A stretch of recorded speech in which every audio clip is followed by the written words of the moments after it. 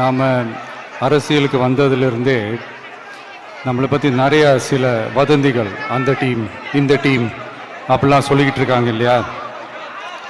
ஆனால் இவர் எந்த டீமும் கிடையாது, மக்களுடைய டீம், பீப்புள்ஸ் டீம் அப்படின்னு எல்லாருக்கும் தெரிஞ்சதுக்கப்புறம் வேற என்ன அவதூறு பரப்பலாம் இவர் மேலே அப்படின்ட்டு ட்ரை பண்ணி எல்லாமே அவங்களுக்கு ஒர்க் அவுட் ஆகலை. ஸோ கடைசியில் என்ன தான் இந்த விஜயை பண்ணலாம் அப்படின்னு நினைக்கும் போது தான் இந்த கூட்டணி அந்த கூட்டணிலாம் சேர போகிறாரு அப்படின்ட்டு ஒரு பொய்யான ஒரு பிரச்சாரத்தை பண்ணிக்கிட்டு இருந்தாங்க. இந்த நியூஸ் எல்லாம் கேட்டு நீங்கள் கொஞ்சம் கன்ஃபியூஸ் ஆகிருப்பீங்க. அதனால் இங்கே மறுபடியும் ஓப்பனாக தெளிவாக ஒரு விஷயத்தை நான் சொல்கிறேன்.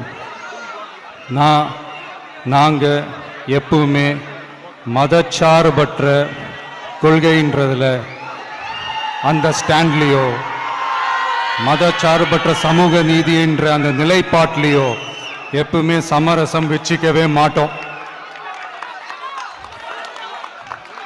நம்மளுடைய தலைமையில தான் ஆட்சி அப்படின்றதுல எப்பவுமே உறுதியாக இருக்கிறோம்.